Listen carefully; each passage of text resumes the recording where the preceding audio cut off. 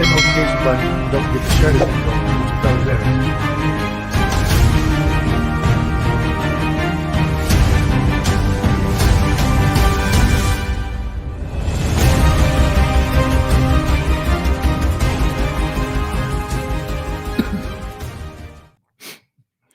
Good evening, everyone. My name is Dwayne Kimball, owner and founder of KMD89 VA Claims Consulting, United States Army veteran and retired VA rating specialist. Tonight, we are going live to answer your questions about the VA VA disability compensation claims process. Okay, so I hope everyone that brought their questions. Man, it seems like it's been a couple of months since I've been on here, but we just did it a month ago. A lot of things has transpired since then that I'm going to be talking about this evening. So want to go ahead and look at a couple of questions. So if everyone that's logged in, we got about 43 people. If you could let me know where you're logging in from, so we can get started. I always ask that before we get to the Q&A session. Okay, but before I start answering any questions, I want to announce my new book. Some of you may have already purchased it. I've received some comments.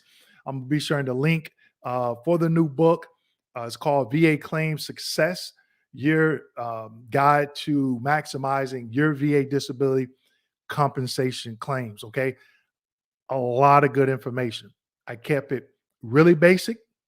So if you're a veteran, an active duty service member, family of a veteran, or even a friend of a veteran, you want to get them this book. So I took a lot of stuff that was up here, stuff that's in my YouTube videos, stuff that I've talked about in my in-person presentation, and I put them in this book. Okay. And I think, well, I'm not going to say I think, I know it will help you. Okay. Now, if you're looking for some claim specific for your particular claim, you might find some stuff that can help.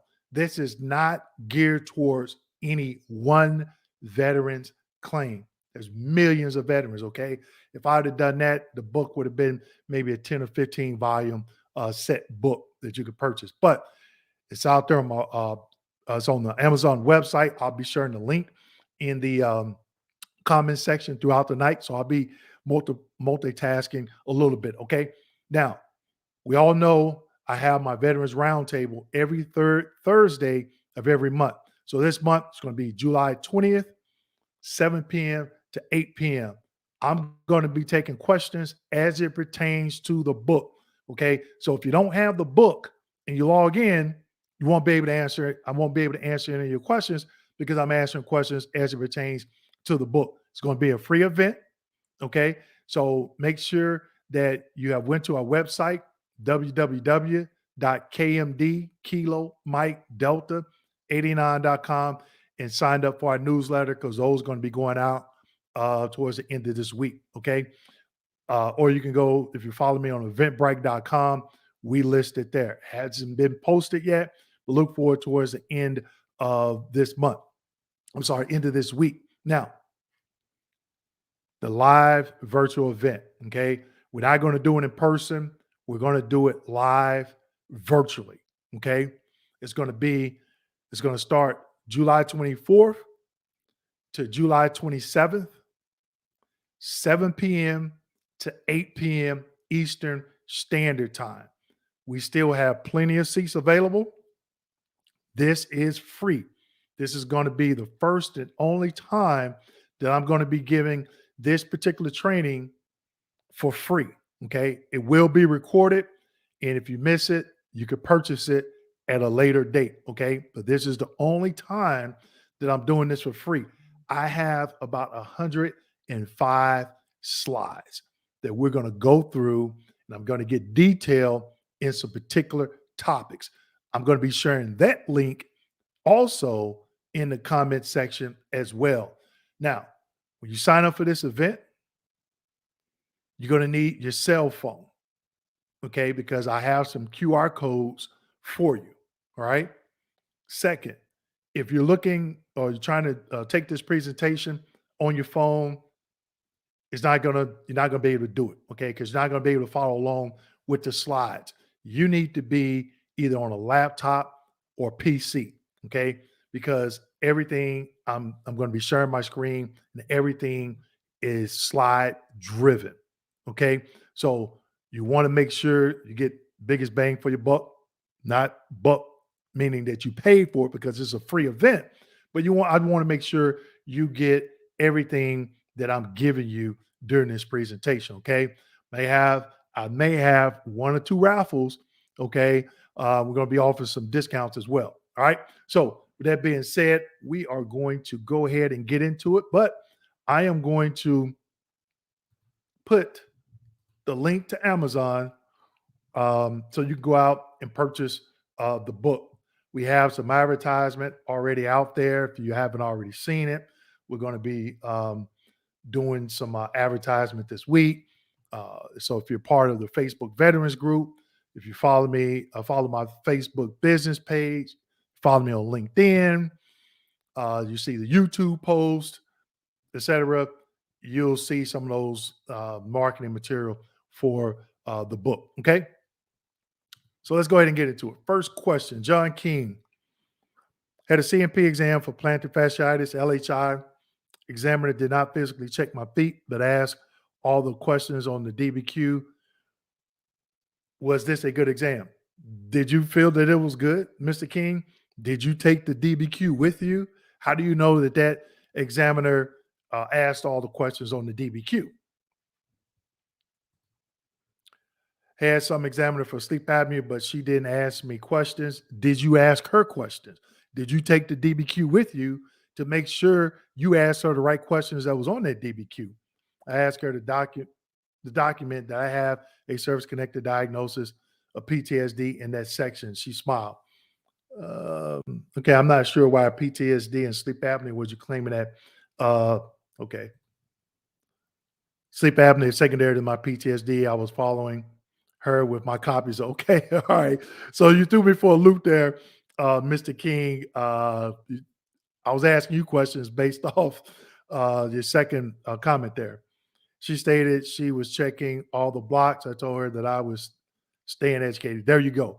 And that's the right thing to do, Mr. King. I think, I'm not going to say I think, but I feel that that's what needs to be done. Some people out there on YouTube land may disagree with me. They may say, "Oh, you're just antagonizing the examiner," but you got to hold these examiners accountable, and that's one way you do it. It's not that I don't think anybody's trying to be rude or condescending to the examiner, but sometimes I feel that these examiners don't understand, they don't pay attention, they don't document. So that way, Mr. King, that you went in there and you put your best foot forward, and now it's up to that examiner to say yay or nay. And then the VA is going to give you your options, and then you go ahead and move forward from there. But I hope that it comes back with a positive opinion. So I think when she smiled, I think she was probably like, okay, this veteran knows what he's talking about. All right. Thank you for sharing that, Mr. King. Edward Lee, good evening. What does an automated 5103 notice request mean for the VA form 2680? Okay. Trying to think of how to explain this. They don't send out 5103 requests anymore, Mr. Lee. If you look at the first pages of the 526EZ, that serves as your 5103. Okay. Years ago, when a veteran submitted a claim, okay, after they submitted that claim, it went to the VA, and it came when the claim came to the VA, the VSR will look at it. They will annotate all the conditions that the veteran is claiming. Okay. They would put that on what was called a 5103. What was it called? 5103. It wasn't 5103 medical request, 5103 request or something like that. Because VSRs did it. I never was a VSR. So I think it was 5103 something. So they would send that letter, 5103 notice. They would send that letter to the veteran. And in there, they will have a bunch of information. But also at the top, it will list all the conditions that veteran was claiming. Okay. Then the veteran could say, no, I didn't claim it that way. I claimed it this way or whatever. Okay. So to get rid of that step, when you look at the 526EZ, the first 8 pages, that's sort of like that 5103 letter, okay? So as a 2680, I don't know what the instructions are on the 2680. I don't go through and memorize every single prescribed form, but look at the instruction section, read it, and it could say something about 5103 in there, okay? I'm not for sure. I haven't looked at that document in a while, all right? Pamela Carter, I'm 80% for major depressive disorder. What? Okay, and vascular disease, bilateral legs. I am filing a secondary claim for sleep apnea and GERD. I have had a sleep study and endoscopy done. Physician orders. I have the CPAP machine, and I have medication for both. Do I still need a nexus statement from a doctor? Anytime that you're claiming something and it's not okay, let me back up. In this particular scenario, yes. If you're claiming something secondary, you need 3 elements. You need a current diagnosis. You got a sleep study. On that sleep study, it shows a diagnosis, okay? You need a service-connected condition, which you're stating that I believe it was, I'm assuming sleep apnea secondary to your major depressive disorder. So you have that, right? Now you need a nexus because a doctor has to give a positive opinion that yes, your major depressive disorder has now caused you to have that current diagnosis of sleep apnea. So the same way as direct service connection, when you need 3 elements, for secondary, you need 3 elements as well. Okay. But again, what about the DBQ? Pamela, I didn't hear you say anything about a DBQ. If you're doing a direct basis, secondary, direct due to service, meaning it's a link in service. Secondary due to a service connected condition, you need a DBQ and a nexus. Who can somebody tell me who is telling veterans you only need a nexus? The DBQ has all the boxes that they need to check. So when you go to the diagnostic code criteria, that criteria is not in the nexus statement, it's in the DBQ. So if you just submit a nexus statement with a positive medical opinion, and I'm thinking nexus statement what it looks like here. Okay. So not only in that my new book, I give some examples. Okay, I typed out examples of a nexus statement. And guess what? At the training at the end of the month, I am going to show you some examples of a nexus statement. Okay. And you'll know, wait a minute, I need that DBQ as well. All right. Hey, Annette, how you doing? Hope all is well out there in Arizona. Annette, I definitely always appreciate your support to the roundtables, to the live streams, and all other events. I think I just saw your name in the last couple of days sign up for the event at the end of this month. So definitely thank you for that. And we need to connect. Annette, I got a surprise for you, okay? Good evening, Dwayne. Thanks for the Q&A. Not a problem. And I like giving these Q&As because it gives me a chance to answer some questions. And for those of you that don't know, Annette Baker is one of my loyal followers. Another gentleman by Terry, Traveling Terry. We actually got to meet in person. He got a signed copy of the book. So Annette, again, make sure we connect. So I got a surprise I want to share with you. So I think last month I did a Q&A, okay? And I want it to be live so people can see me, ask me questions. So every once in a while, I'll do a free in-person Q&A on Zoom, okay? So you definitely want to be on the lookout for that. So a lot of people say, well, when do you do this? When do you do that? You have to follow me. Individuals like Annette, they follow me. They see, hey, he's going live. This is a free event. Oh, he's going live. This is a paid event. It's your choice, whichever one you want to attend. I don't force or twist anybody's arm to attend. I send out the information. If you want to make a small investment, whether it be your time or financial or both, hey, I'm okay with that. You can log in and trust me, you will not be disappointed. Chris, will you talk about supplemental claim after denial or how I can get you to help me with supplemental. Okay. So Chris, on my website, everybody, if you go to, and I'll put it in the comment section, if somebody knows my website, they could put it in the comment section for me. I'll put it in there as well. If you go to my website, www.kmd89.com, okay? And also, I am going to, I don't know why I didn't do this, but I will put the ticker, okay, at the bottom there for you, Chris, so you can see the website and my phone number. Now, if you call me, I'm running about a few days behind on my voicemails, okay?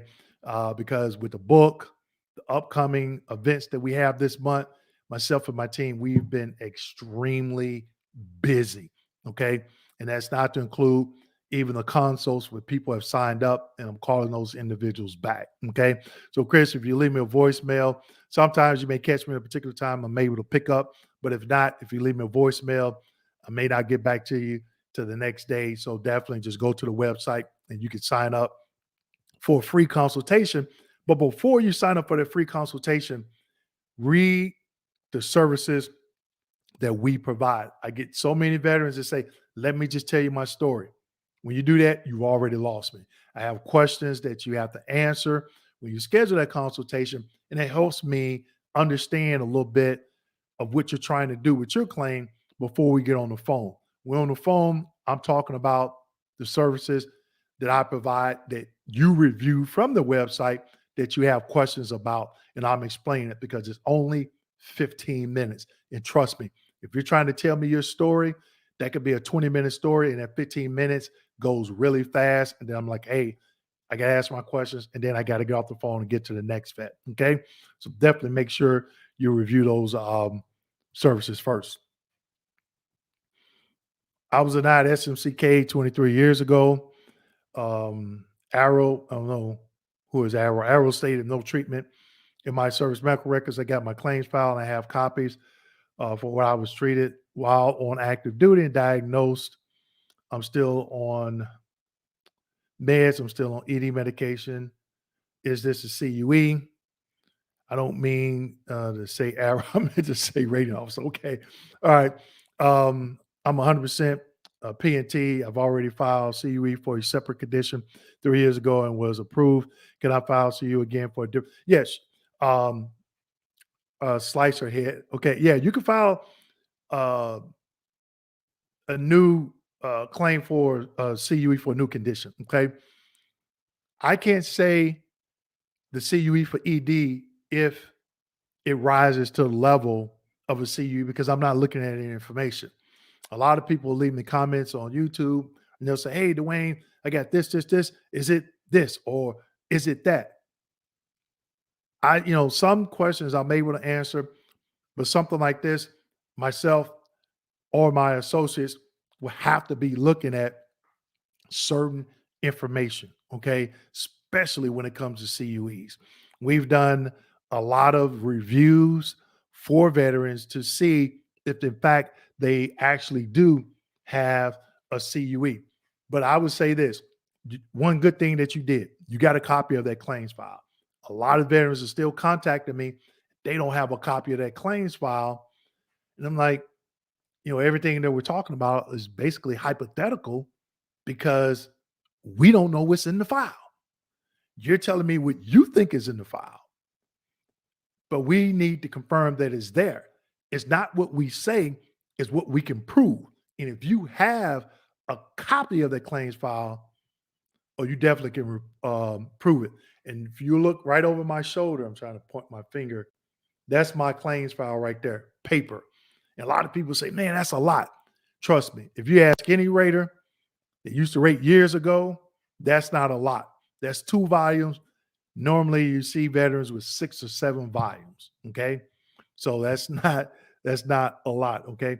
So now I'm going to take I'm gonna put the link where you can sign up for the virtual event at the end of this month, which is free. Okay. A lot of people, they say, oh, you're charging vets. This is free, but it's only going to be this one time. I'm not doing it again. Okay. So put it on your calendar. take the time. If you're not able to, I just put it in a comment, so you should see it pop up. If you're not able to attend every single night, it's only 4 nights. Hey, I get it, but at least try to get in there 1 or 2 nights. The first night, I think is going to be, I'm not going to say it's going to be the best night, but I'm going to be covering one thing that veterans skip. Step 1, they go, a lot of them jump right to step 5 and they forget to do step 1, or they jump to step 2 and they don't do this first step. And I know, I'm not going to say I think, I know when I educate you on this step 1 of the VA claims process, you're either going to say, yep, I meet that criteria for to get service connected, or no, I don't. One of the two. Okay. So don't take a circle and try to put it in a square. Step 1 will help you take this circle and put it in another square so you could be successful. All right. Donald Becker, thank you more than I can effectively communicate for providing this information. Hey, Mr. Becker, I really appreciate it. It's my passion to do this. Even in my team, we're all retired VA Raiders. Now we have some other team members that do some other things that never work for the VA. And guess what? Every single one of us adjudicated our own claim, meaning we had a VSO, but we didn't have a VSO doing any work for us other than giving us some basic information that we couldn't look up ourselves. But sending in claim forms, getting our DBQs done, making sure they were actionable and sufficient, we did that ourselves. You can do it yourself as well. Okay. My videos, a lot of people say, hey, Dwayne, I've been following you for a year and I was able to go from 10% to 80%, and now I'm stuck. And that's the first time they contacted me. And I'm totally okay with that. Okay. If you get to the point where you need my services, fine. But I give out so much free information on YouTube, this Q&A session, this event that I'm doing in this month, my roundtables. I had to go back and look. This October, I've been doing roundtables for 3.5 years. And I guarantee you, I can 5 people on here that said, I didn't ever know you did that. You have to follow me. You have to sign up for our newsletters to get this information. Get in my veterans Facebook group, or follow me on my business page. We put a lot of information there. Even Google, you can Google my business and I put my events there as well. Okay. All right. Moving right along. Hey, what's going on there, Blue? Go Mob. I see you. Thanks for the logging in tonight and support. I got to cancel my reservation from Houston this month. I'm not going to be able to make it. So yeah, thanks for all the support, Fred. All right, can you receive SMCs and SMCS and SMCL at the same time? They're going to give you the greater benefit, which is SMCL. Big time. Does a supplemental claim and high level review get reviewed by different people? What about a second supplemental and high level review? Now, supplemental claim, more than likely, I don't think it's going to get reviewed by a DRO. A DRO is supposed to do the high level reviews. Okay. They don't do the supplementals. Now, it could be something where the VA is doing something where, like, hey, wait a minute, we need to get caught up on supplemental claims, whatever, and may ask some DROs to do it as a special project. But normally, decision review officers, DROs, they do the high level review. All right, go Mob. Frat. Okay, we got a couple of Frat in here. All right. Kevin from Jacksonville, welcome back. Driftwood, PA. All right. Up in PA. United States Marine Corps, watching from Huntsville, Alabama. Roll Tide, or maybe War Eagle, Tyler. Jay Thompson, Tulsa, Oklahoma. Okay. C. Brown. Okay, you got that Silverado 1500, unless you got the heavy duty, the big boy, the 3500 coming in from Texas. Abel Sawyer, Jacksonville. You know what? We get a lot of clients from Jacksonville. All right. Vietnam vet, Boyd, Maryland. All right, Mr. Green. Okay, I see you. Ned Baker, yep, Prescott, Arizona. I'm logged on to LinkedIn. Okay. But where you at, Fred? You out in Illinois, North Dakota, Texas, California? All right. D. Hicks, Charleston, South Carolina. I've been through there. Charleston, South Carolina, Mount Pleasant, going up, what is that, Highway 17 up to Myrtle Beach, Cherry Grove. Been through there. Big Time 911. Have you ever seen supplemental denied with Nexus? Yes. HLR denied? Yes. Second supplemental with second Nexus denied. Then second high level review approved. Yes. There are some scenarios, but Big Time, the thing to keep in mind, especially with that, did they get the effective date right? Did you let that, I call it chain of custody. Like if you let that 365 days lapse, if you didn't, you lay out all those documents, right? And you're looking at these dates. And once you get approved, they have to go back to the original date. Okay. Okay. See, Thomas, Alsep, Illinois. I used to go over there to that. I used to go to the swap meet over there, the flea market over there. I think that was in Alsip. All right. If I apply for VR&E, you know what? I'm not going to attempt that, Chris. Raters have nothing to do with VR&E. Voc Rehab. I never worked in Voc Rehab. Never did a rating where a veteran was approved for Voc Rehab and reduced it. But your situation could be different. So that I'm not gonna. I'm gonna stay away from that one. Now, if you're static, then you got to understand the protection rule. Okay. Now, if you get Voc Rehab, they just don't go back. I've never, you know, a supervisor put in on my desk, hey, this veteran is 100% PNT. They went through Voc Rehab. Go back and see if we're going to take away their benefits. No, even if you didn't go through Voc Rehab and you're 100% PNT, a lot of people had this misconception, and I'm gonna ask this to the group. A lot of people have the misconception I'm 100% PNT, not me, but a veteran. They think, oh, I'm 100% PNT. If I file a claim for something new or secondary, they're going to go back and look at everything. And I've talked about this in some videos, and I gave some explanations. Okay. But I can tell you, out of all the claims, the hundreds and hundreds of claims I ever adjudicated, the ones that vets that were 100% permanent total, and they came in for something new, something secondary, I never went all the way back and looked at everything. But in some of past videos and even some upcoming videos, I talk about, I have an upcoming video of what are some scenarios where I actually had to reduce a veteran. Okay. So in that video, I'm going to be giving some examples so you know what they are, so you can stay away from those pitfalls. Okay.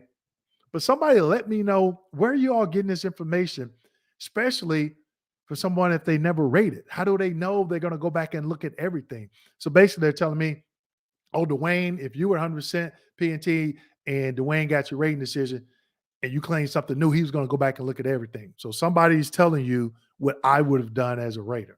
No, it doesn't work that way. Okay. All right. So we got Augusta, Georgia. Jackson, Mississippi. My grandfather was from Tunica, Mississippi. All right, Bill. Good evening, Mr. Kimball. Good evening. Helping a vet with a potential 1151 claim. Whoo!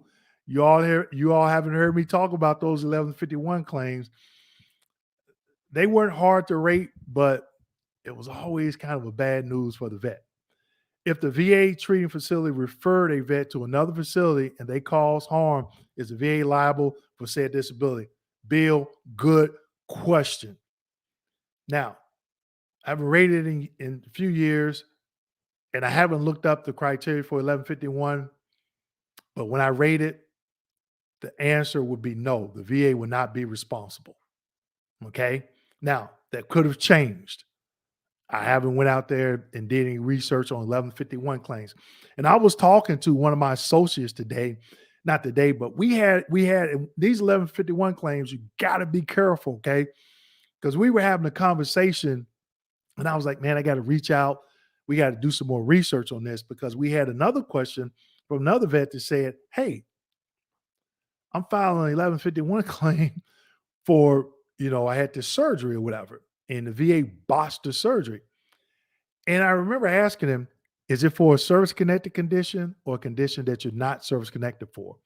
And the associate and I, the questions that we posed to each other, I posed to him was, if a veteran wins an 1151 claim and they are service connected, so let's just say the question was, veteran files, had surgery at the VA, they screw up something, right?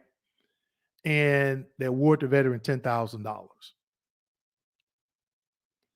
If the veteran is service connected for that condition, let's just say at 10%, will they withhold that 10% until they recoup that $10,000? And we went back and forth. We was like, man, we got to do some research on this. And so I haven't went and done the research. Okay. Now, I can say if you're not service connected and you win that 1151, the VA will service connect it on the VBA side. Okay. But again, Bill, I haven't did a lot of research on 1151 claims here recently, but I do remember how I would rate it back when I was rating. But again, that was a few years back, so some things could have changed, but definitely a good question. Daryl calling from Delaware Mental Health. Raiders didn't use my personal DBQ. And Daryl, I have some videos out there on that because veterans, not veterans, but some I've done videos on Raiders not using veterans DBQs. Okay. You have some not using it, but then you have some that are using it. And some of our clients, it happened to some of our clients, clients are saying, hey, did a DBQ, they use it. Then I came back the second time I did a DBQ and they didn't use it. Then they denied it, went to higher review, and then they won. They're like, hey, what's going on with the VA? Some of these employees are using it and some are not. I have a couple of videos on my YouTube channel where I'm talking about this. Okay. Annette watching from Charleston, South Carolina. Okay, welcome. Abel, I filed for diabetes disability, but was given 20%, but I meet the 40% qualification. What should I do? Okay, VA claims folder. It's a lot of information in there. If you had a CMP exam, you would know what boxes that doctor checked. You already know what the 40% criteria is for diabetes: restricted diet, regulation of activities, and daily insulin. That's the 40%, unless they changed it in the last 30 days or something, okay? So, Abel, if you know the 40% criteria and you say, hey, Dwayne, I meet that, do you have a copy of that CMP exam? You request a copy of VA claims folder, you got a copy of that CMP exam. Did the doctor check those 3 boxes? But the question I got for you, Abel, additional question, did you word it that way on your 526CZ? Because if you did, guess what? The rater could have used that as subjective evidence to grant the 40%. But if you just claim diabetes, kind of shot yourself in the foot, right? Again, in my upcoming training, I'm going to be giving you some example wording and talk about if you're granted something and you have this information, this verbiage in your claim form, you can argue that in an informal holler review and win. Okay. So I'm going to put the link to my book. Okay. For those of you that just coming in, my new book, VA Claim Success. It is out there on Amazon. If you already have it or if you purchased it tonight, let me know. Okay. Watching from Sacktown, Sacramento, California. Okay. Welcome, sir. Let's see. Okay. So there's the link. Okay. To the Amazon. You can go out on Amazon and get the book. There it is again. So everybody on Facebook just saw it. Now everybody on YouTube just saw it. Okay. Good fortunes, great success, and many blessings, boss. Hey, I really appreciate that. Definitely. Really appreciate, and thank you for the support to the channel. Okay, good afternoon. All right, Fred, I appreciate it. Of all the support, Mob, I definitely appreciate it. Thank you. Can you go to Voc Rehab with 100% PNT?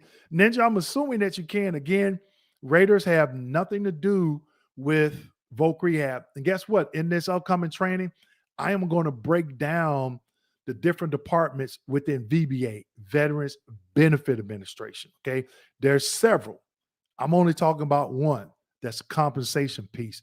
So Ninja, I never worked in Voc Rehab. If somebody can answer that question, can you go to Voc Rehab with 100%? I would say, I'm assuming that you could, but don't quote me on that. All right. Now, we have 172 people tonight. That's the most I've ever had. Make sure you get those likes up. Okay. Make sure you press like. All right. And share. But again, I definitely appreciate all the support. Let's keep it going. L. Kelly, veteran, had CMP exam for PACT rhinitis, was checked with a light flash up in his nose and questioned. A few days later, was given service connection with 0%, also been at 10% for many years. Okay, Kelly, did you get a copy of that CMP exam? Okay, I'm telling everyone, you have to submit that FOIA request, Freedom of Information Act request, to the VA to get that CD. I'm talking to so many vets and they're saying, I didn't get a copy. I haven't requested a copy. I didn't get a copy. Oh, I'm gonna do it next week. Oh, well, my kids were on spring break, or oh, I had to go to the beach. It only takes a few minutes to put that in the mail, because guess what? You may be waiting a few weeks or a few months for it. And you will know what's on that exam. So then you know how to move forward. You have full transparency. That's how you win that high level review. Okay. C. Brown, when your claim is a VA is correcting an error, can this go either way? Yes. Just because there's a duty to assist error does not mean automatic service connection.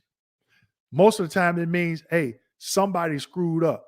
And that's not the word I want to use, but somebody screwed up. Now we need to cover our behinds and do the development, and then they can turn around and still uphold a denial. Or there are some times that veterans win. But yes, C. Brown, to your question, yes, it could go either way. And normally, and also vets, think about this.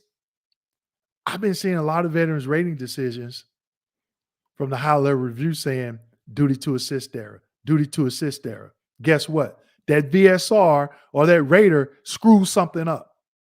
That's why it's important to get educated. I'm not saying you shouldn't get represented. If you want representation, fine.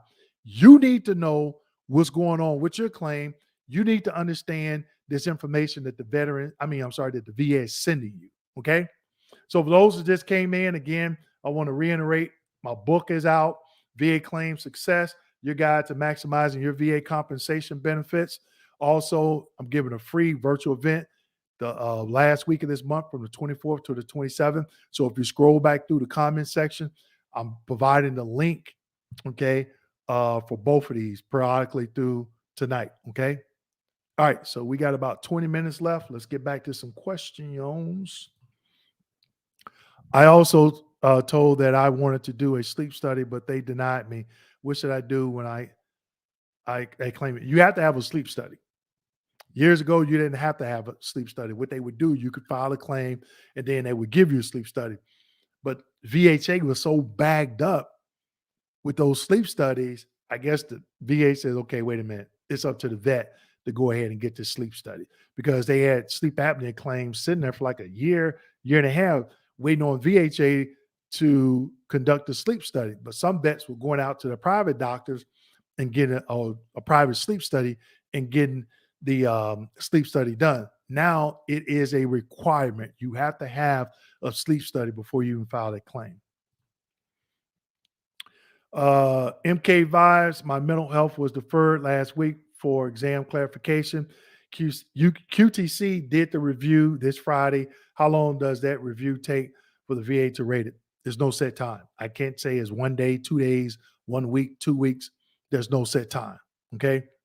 Claim has been in since September 2022. Now that's now, if years ago I would say, okay, that's average time, a year.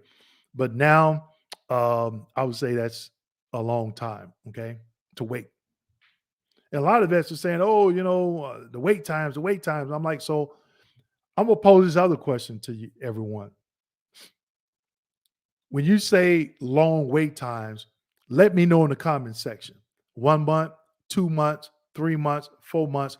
What do you consider a long wait time? Okay. We got 195 people in here. Man, thanks for all the support. I really appreciate it. Somebody let me know how many thumbs up, how many likes we got. Okay. Okay. I'm just looking through the comment section. Nobody. Okay. All right. So we're gonna keep going. We're gonna keep going. I'll spend a little extra time. I give you, normally I do an hour, probably add on another 10 minutes. All right. Sunshine. I had a sleep apnea appointment in person, and then 2 months later they requested another appointment, but I didn't need to report to the appointment. Is that a good thing? Is that for a CPAP machine or VHA, or you filing a claim? You got to give me more information, Sunshine. C. Thomas from Alsip, Illinois, was scheduled 2 CMP exam dates that the provider knew I couldn't make because I gave them my availability. They sent back to VA. I called VA to explain that I was scheduled when I wasn't available. Okay, so that's good. That's exactly what you're supposed to do, C. Thomas, because I guarantee you, if you get a copy of that, your claims file, and you see that 2507 medical request that was sent back, I wouldn't be surprised if that third party examiner said, oh, veteran just failed to report. That's just the default. They don't explain, hey, veteran was unavailable. We tried to reschedule or whatever, But I would be curious as to what they sent back to the VA. Bill, hi, Dwayne. Been collecting VA disability for 50 years, 20% at 20% rating. I have onset 10 years, which has affected my joints.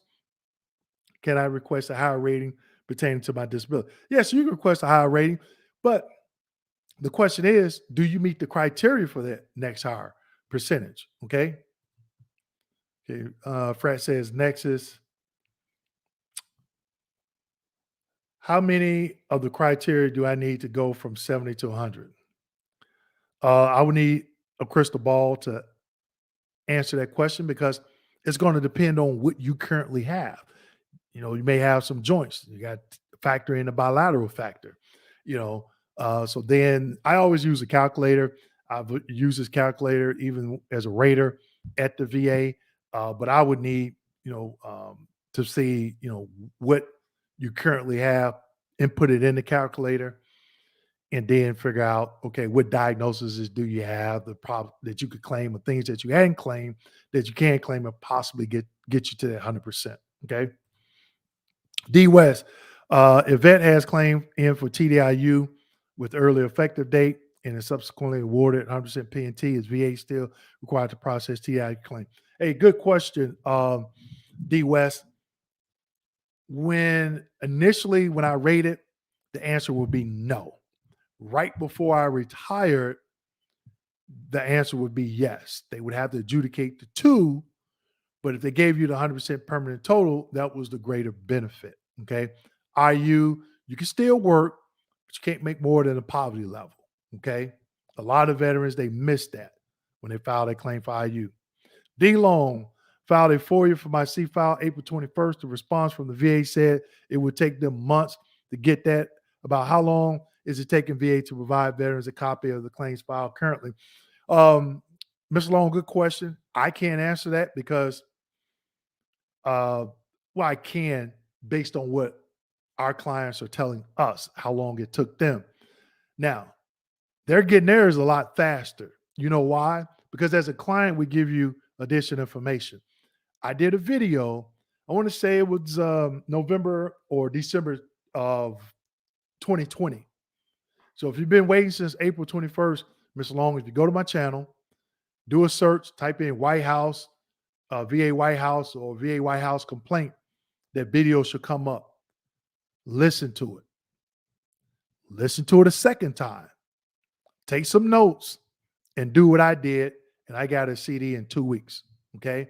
Some people, if there's anybody on the on the live stream tonight and you watch that video, let Mr. Long know in the comment section if you used it. And if you did use it, let me know how long did it take for them to send you that video after the CD after you watch that video that I'm talking about. Okay. So if anybody has done that, let us know. But Mr. Long, it could take anywhere from 2 months to 24 months. Okay. But that video I did, I think you'll get a lot sooner. Okay. All right, Scrap Guy. Hey, how we doing? Formerly known as Gun Guy. All right. By the way, what you are doing for the veterans community is truly incredible, Dwayne. Hey, I definitely appreciate it. And again, I appreciate all the support. We had 200 people in here tonight. I've never had 200 people on my Q&A. Okay, but I definitely appreciate the support. As long as you support me, I'm going to continue to support you, give out these videos and a lot of free stuff that I do throughout the month. Okay, even in person. Back in April, we had a free event right here in Tampa. Okay, me and my team, we put together an event. We had like 35 people signed up. We had seats for 85, and then only 15 showed up. But guess what? Those 15 people got a lot of information. I think I saw Terry in here. Like I said, he has been a loyal follower. We've had lunch a couple of times. I don't think he's in the Tampa area today, but he came to the event. And Terry, if you're in here, leave in the comment section what you thought about that in-person event. I had 5 guest speakers to include myself. And guess what? It was free. So all those people that was in the Tampa area that signed up that didn't show up, you missed out on a lot of good information. Okay. So I'm going to put the link to the book in the comment section again. Okay.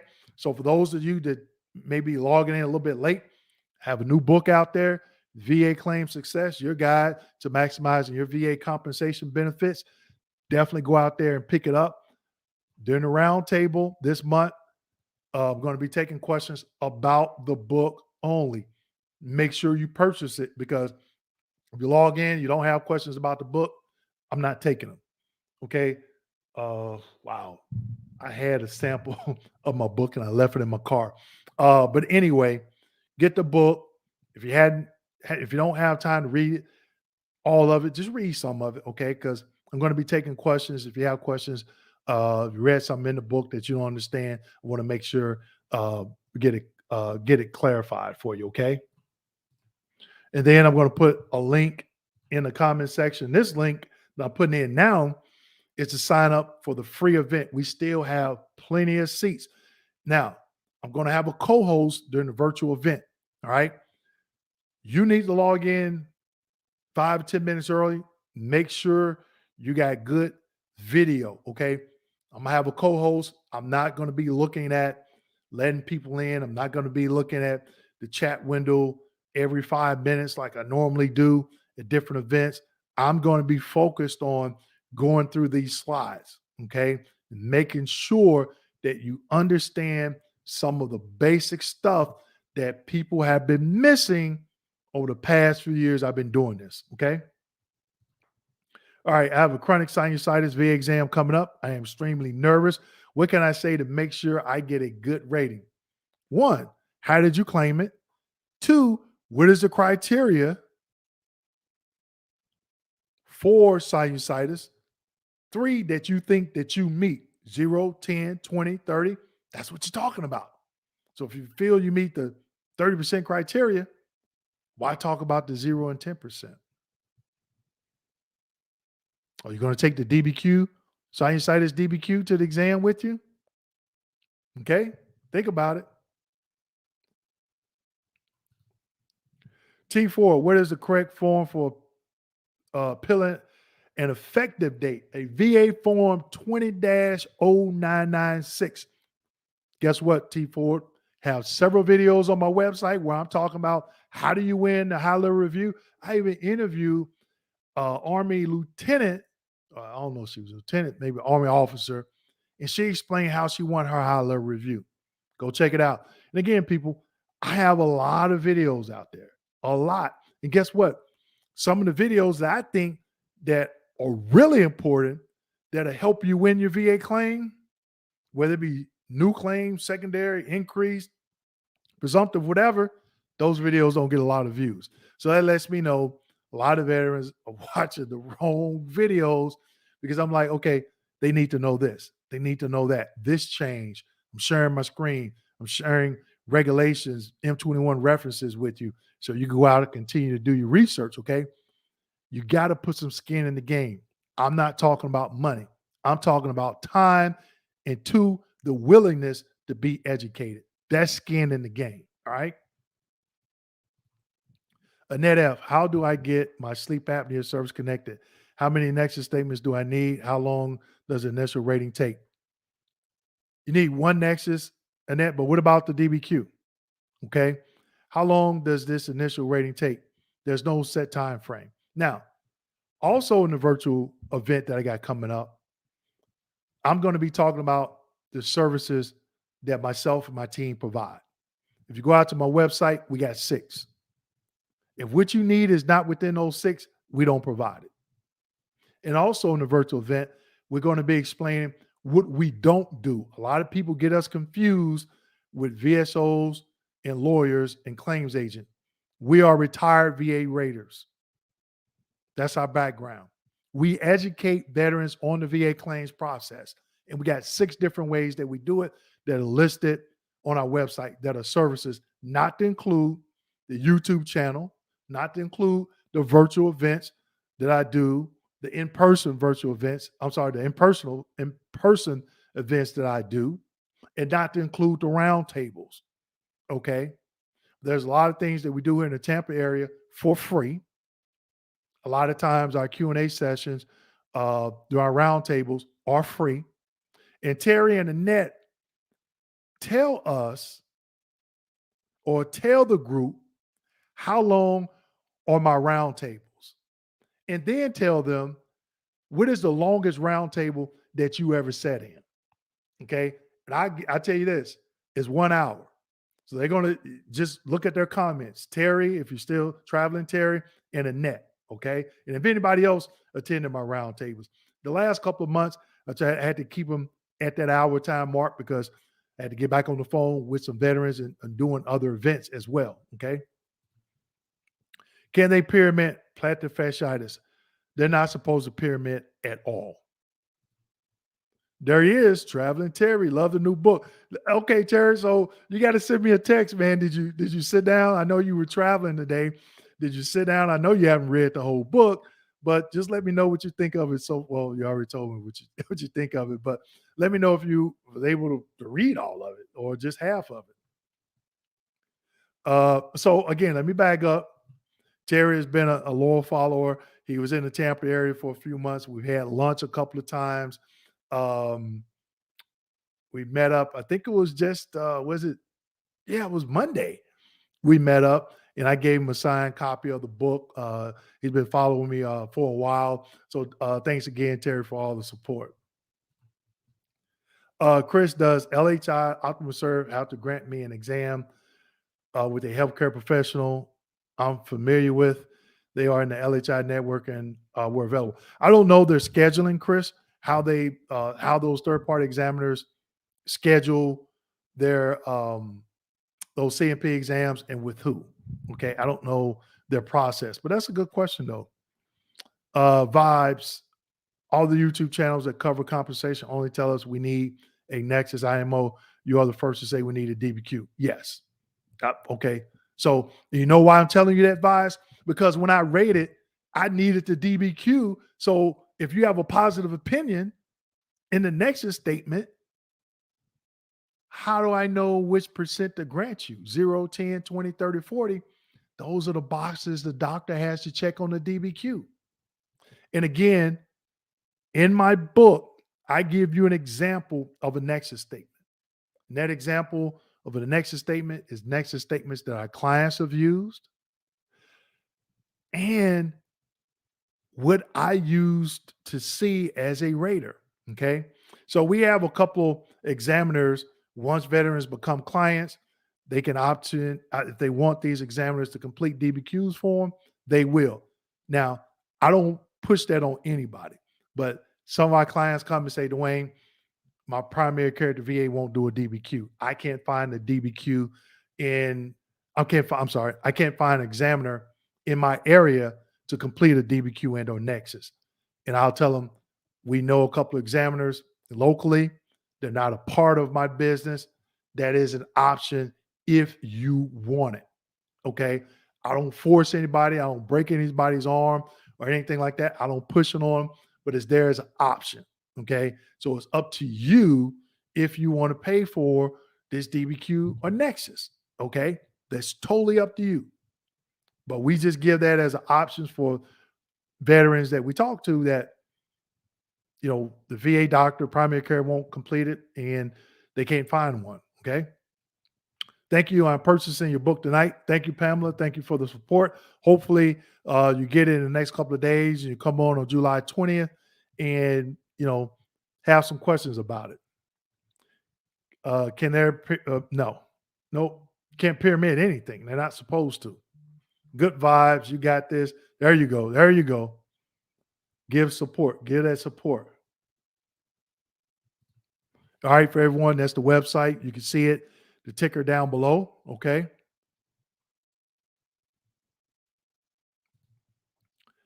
Hi, your lives are exciting. Thanks for your time. Acknowledge. Okay, I definitely appreciate that. Okay. We're coming up on an hour. So I'm still going to try to get through these questions. Okay. I'm 20% left shoulder, post-traumatic arthritis, have been diagnosed with similar in the right shoulder. Is this a bilateral shoulder claim? Yes, you can claim left shoulder secondary to, you can claim the right shoulder secondary to the left shoulder. Now, the question is, how do you reasonably articulate that, scrap guy? So if you are left-handed, if that's your primary hand, and because you having pain in that shoulder due to that arthritis, and you start using your right hand, or right shoulder, your right arm more, and now you have pain, that's how you reasonably articulate it. But only you can give the minor details as it pertains to what, like the example I just gave you. Okay. But again, the doctor's going to have to provide a medical opinion. The medical opinion is in the Nexus, but the range of motion for that shoulder, guess what, is in the DBQ. And that's what the rate is going to use to grant the 10 or 20. Well, it's no longer 10% for the shoulder, but 20 or 30, 40% for the shoulder, people. That's why you need a DBQ with the Nexus. Now, with that, you can take part of that Nexus and have your doctor put the medical opinion and rationale in the remarks section of the DBQ, and you don't need a second form. Okay. So a lot of people don't even know what goes into a Nexus. We give training on that. Somebody said, hey, my doctor wrote a 10-page Nexus. I wouldn't, if I was still rating, I wouldn't even want to look at that. That's just ridiculous. That, what we call that? That's a hot mess. A lot of information is not needed. Your Nexus should be 1 page at the most, because the rest of the information that they rated needs is in the DBQ. Okay. All right. Moving right along. All right. Right at hour. Wayne Smith, hello, Dwayne. How long does it usually take for a high-level review to be decided on mental health conditions that was denied more than, just because it was denied more than 40 years ago, that doesn't mean they're going to rush it through. Okay. And there's no set time for initial rating decision, secondary, increase, high-level review.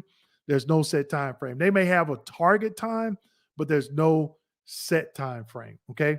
So I want to check some right quick, because before I started my live, I'm looking at how many people that had already signed up, okay, for the virtual event. I want to see how many people have signed up since I've been on here. Okay. All right. Okay. So we're moving. We still got plenty of seats. Okay. And also during that event, if for some reason the system crashes, whatever, just log right back in. Okay. Because we got a few hundred people. Okay. So it's going to be a lot of people in here. All right. A lot of good information too. All right. I know you're going to love it. If you like this live stream, you definitely going to love that. All right. Randall Jeffries, my VSO, and myself filled out my claim forms and submitted it online. We did this the 6th of May. I have not received a thing from the VA. Any idea? Nope. But I can tell you this, Randall. Our clients, they submit their claims themselves. And guess what? On an average, they get a call between 7 to 14, I would say 7 to 10 days, and get scheduled for a C&P exam. Okay. Maybe 7 to 14 days. All right. But it's never been, I can't remember of another of our clients submitting a claim in like, oh, it's been a month and I haven't heard anything. Excuse me, to schedule an exam. Okay. All right. Sarjeezy, SGZ. Had a C&P exam on Friday for 8 contingencies. They only asked some questions about my service connection and severity of symptoms over 3.5 hours. It was 5BS, GERD, knees, back, radiculopathy. Okay. So did you confirm before you reported to the exam, when they called you, did you confirm, okay, what am I showing up for? Okay. And then did you familiarize yourself with all the information on DBQs? Now, for that many conditions, would I still take a DBQ? Yes. It wouldn't be a bad idea maybe to take a 3-5, look at the diagnostical criteria for all, and then write on a 3x5 card for each. Hey, I meet these following symptoms, and you already know, okay, for IBS, that's the 30% criteria, or the back, that's 20% criteria. Okay. Hideaway, New Jersey Shore. All right. All right. Can I apply for a higher rating on my current 20% rating 51 years ago? I now have arthritis and it has affected my injury. Okay. So if you're talking about a joint, if you're already service connected for the knee, right knee, and you come in arthritis, they're not going to give you a percentage for arthritis and another percentage for the knee. That would be pyramiding. It's just going to be a claim for increase for that knee or any other joint. Okay. So you have to understand the basic terminology. Somebody asked earlier about pyramiding. That would be considered pyramiding. Okay. So we're right at a little bit over an hour. I want to go through. Somebody let me know how many likes I got because I can't see it. I'm not streaming directly from YouTube, so I can't see it. So nobody has told me. Okay, Jay King said Myrtle Beach, South Carolina. I used to stay up in Cherry Grove section up in North Myrtle Beach. Yeah, nobody's told me. Come on, people, y'all, let me down. Let me know how many people hit that like button. Okay.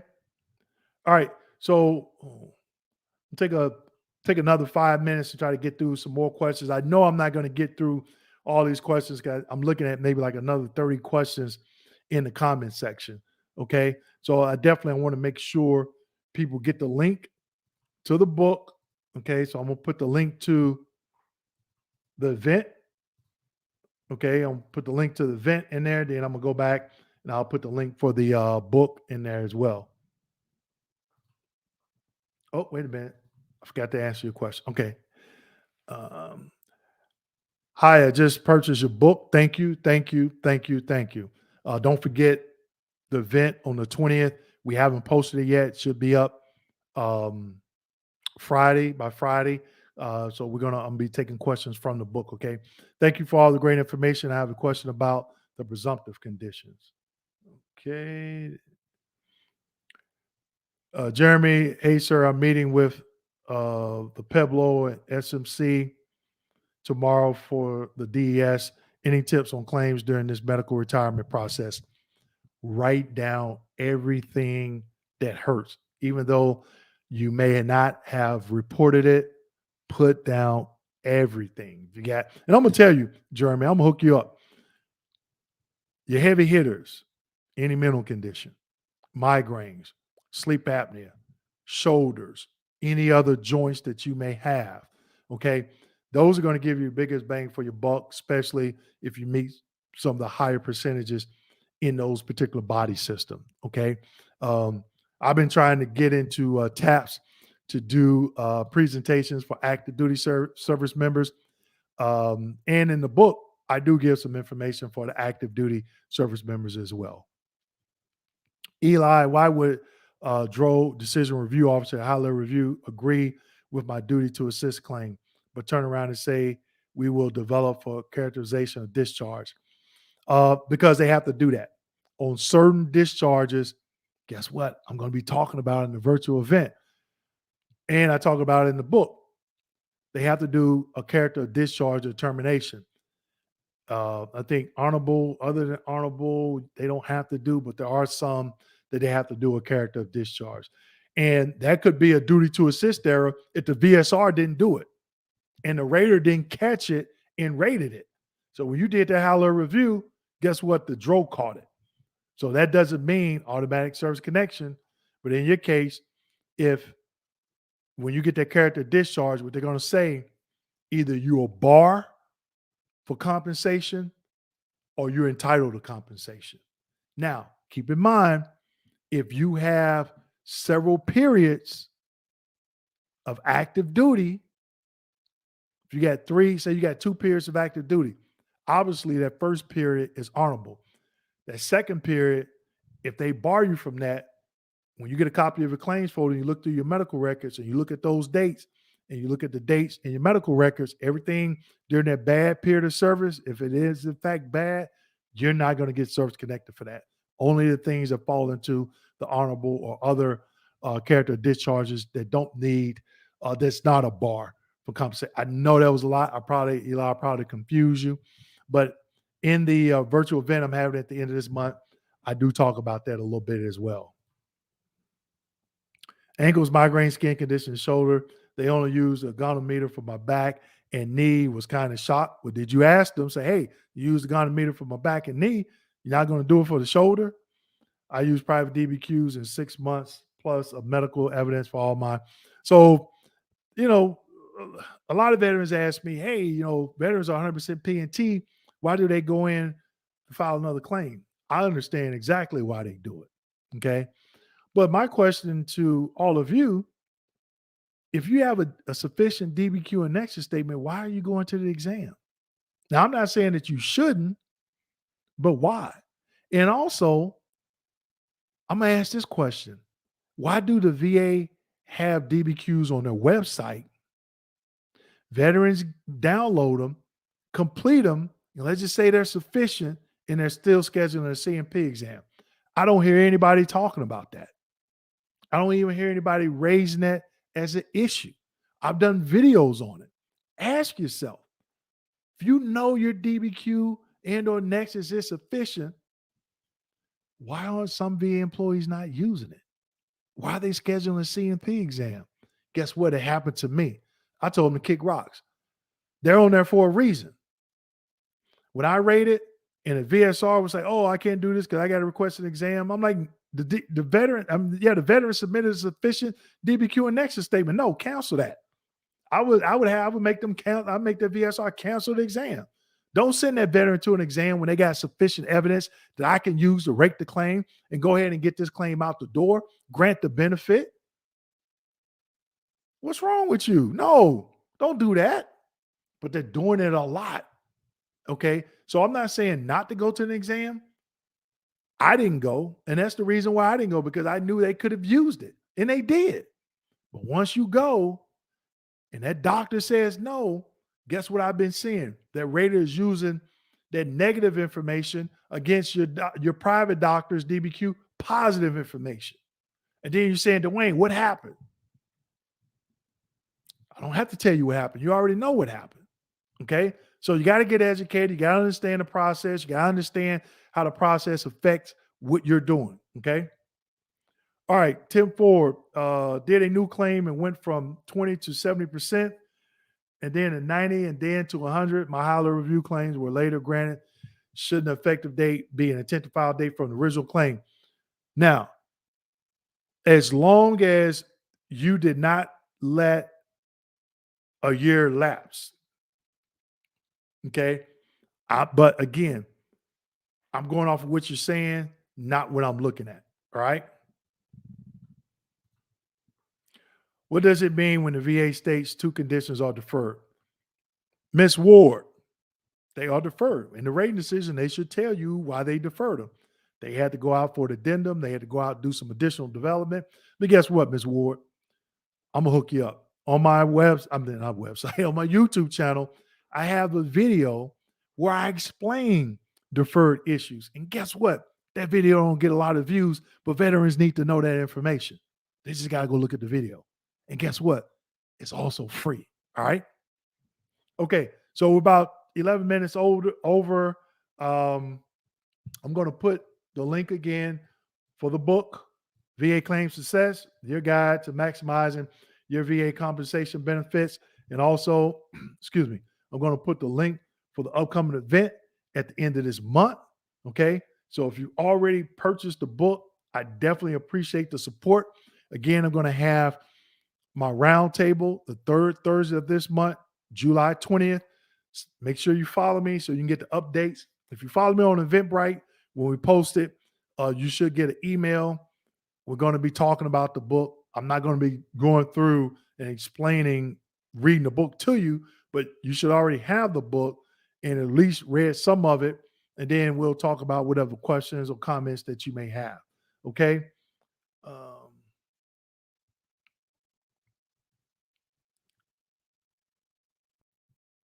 Oh, wait a minute. Jumped out at me. Did they do away with supplemental claims? No. All right. I'm just trying to go through, get some quick questions. Again, we had a lot of people in here today. Whoa, wait a minute. I've never seen that before. Watching from Oregon. Okay, okay. David Rodriguez, I remember you because you left me a comment on the video I did for BDD claims, and I recognize the picture. Are you allowed to use a DBQ during the BDD program? You know what? That's a good question. I don't see why you shouldn't, that you should not be able to use it. There's nothing out there that I've seen saying that you can't. Okay. All right. Ferguson, Funkerson, if VA follows questionable laws that Congress wrote for claims, shouldn't we be mad at Congress for not changing the laws instead of the VA? Woo! Yes, yes, yes. And the reason why is because VA raters, as a rater, even though I wanted to grant the benefit, I couldn't. I had to follow the letter of the law. Who creates it? Congress. But veterans are mad at the VA. Thank you for the $5 support. I appreciate it. And thank you for that question. As Ric Flair would say, woo! Man, that's a good that's a good question. I like that. I like that. There you go. That's what I'm talking about. All right. D. Kelly, Metro Atlanta, ordered your book. Okay. Okay. All right. Oh, wait a minute. Sorry about that. Greens for Texas. Can't wait to retire in March 2025. All right. Make sure, hey, Mr. Rodriguez, I've been trying to get, I don't know if you're in San Antonio, if you're at Fort Hood, Texas, Fort Bliss, or you're at Shepherd Air Force Base up in Wichita Falls. I've been trying to get in the TAPS program. So if you go through and get ready for that, whoever coordinates that, give them my information, reach out. I'll be glad to come up and give an hour presentation during your TAPS program. Okay. All right. I think that's about it. So I have, okay. So Jeff B says we had 107 likes. Oh, I'm sorry. 11, is that 110? 107? Okay. All right. So let's see. 180 days for the C file, 9 to 12 months. Okay, 192 likes. Okay, appreciate it. Appreciate it. Wait time. Okay. So I was trying to see if anybody watched my video about filing a complaint with the VA White House hotline about not getting the claims file and file that complaint and then turn around and getting the claims file in a timely manner. Okay, 124 likes. That's all we got. We got 193 people and on 100 and something, 120 something likes. Okay, wait a minute. Pattaya, we got somebody from Thailand. Pattaya. I only know that city in Thailand because it's a gentleman that lives there from LA, and he has a YouTube channel, and he's always talking about how sweet it is over there in Pattaya, Thailand. I think, what is his YouTube channel name? Oh shoot, I can't think of it. I'm sorry. Gardner, Q Gardner. Okay. So all right. All right. So I'm just still trying to go through. Okay, here we go. Here we go. This is what I was looking for. Traveling Terry. The in-person event was great. Dwayne is professional and he has his heart in the right place and cares about vets. If he does another free event, you really should go. You won't be sad you did. There you go. Thank you, Terry. Like I stated earlier, Traveling Terry attended the in-person event. Got to meet him in person. That was the first time I met him in person. He had been in several of my events for a couple of years. So I got a chance to see him in person. Okay. All right. So, okay, here we go again. From Terry, the round tables always go over 1 hour. And if I remember correctly, one went for 2 hours. Yeah, we were like 2.5 hours, Terry. But we started, I think, with the same number of people we finished with the same number of people we started with. And I mean, I was out on my back patio and we was just, I mean, that hour literally, that 2.5 hours felt like 20 minutes to me because everybody was engaged. We were answering questions, other people were providing feedback. But it's not like that all the time. Here's one for Annette. I was on when it lasted 2 hours. Okay. And guess what? Those were actually free. Okay. But I do have some that are for fee, small fee. I think it's like $24.99 or something like that. Okay. All right. Oh, wait a minute. David. Okay, wait a minute. I want to get this question because David and I we're going to be doing something. Wayne. A lot of my family members call me that. Wayne, how does the VA service-connected injuries sustained in the National Guard during annual training in schools, i.e., you have a SF 600? So I don't know what a SF 600 is, David. Will the VA count that? I've only seen a line of duty statement. So I don't know if the line of duty statement is a SF 600, David. Um, but when I rate it, if you're AT annual training during that 2 week and you get hurt, you want to get a line of duty from your command. I don't know right off the top if a line of duty is a SF 600. Now, if it is, Raiders do take that in consideration, and that's enough to get you a CMP exam. Okay, David? And also, David and I are going to be doing an upcoming event. We're working on the details. We're going to stream it live. We're going to be talking about he's a big time guru and VA home loans and all that stuff. And we're going to be asking questions. We're going to be talking about that. And then we're going to be talking about VA compensation. So definitely connect with David and I on LinkedIn. Okay. Because when we get the details finalized, we're going to be promoting it on LinkedIn as well. All right. Don't worry about it, David. Like I say, a lot of my family members call me that. They call me Wayne, so no problem. All right. So do apologize. I went over a little bit. Oh, wait a minute. Something popped up. Wait a minute. I just saw something. VA housing and education. Hi, Dwayne. How does the VA service connect to injuries sustained in the National Guard during annual training in school? Okay. So VA housing and education. I don't know if that's David, maybe somebody on his team. I just answered that, but that question popped out at me. All right. So, all right, got 133 people, 136 likes. Okay. So let me go ahead and apologize. I know I went over 20 minutes. I still didn't get through everybody's questions. Okay. But follow me. Go to the my veterans Facebook group. A lot of people ask questions there. Okay. Now, when you join the group, you're going to be asked 4 questions. Fill out answers to all 4 of those questions. If you don't fill out all 4 questions, I'm not letting you in the group. I'm declining. You know, the one that people don't fill out, what is the main issue that you have, or what are some of the issues you have with the VA? If it's none, put none. If it's some, just type, hey, I don't, the wait times, something. Don't leave it blank. Okay. Um, Follow my Facebook veterans group. I'm on Instagram. I'm on Twitter. I don't do a lot of questions and answers on Twitter and Instagram. Sometimes, and I do, but Instagram, I'll get notified on Facebook, but I'm doing a lot, people. So if you're sending me something on Instagram, it may be a couple of days or a week or so before I get to you. Facebook veterans group, what I'm trying to do is build a community where people can answer each other's questions. Now, if somebody's answering a question based off what they did with their claim, that may not work for you. Okay. So just keep that in mind. All right. So again, thank you for supporting me tonight. The book, go out there and get it. Trust me, you heard Terry say, hey, it was, so far, so good. All right. Get it. It's something that you don't understand. Jump on the round table on the 20th so I can answer those questions if you're confused about something in the book. Thank you again for your support and enjoy the rest of the evening. Still, we got seats left for the upcoming virtual event at the end of this month. Thank you and enjoy salute with my left hand.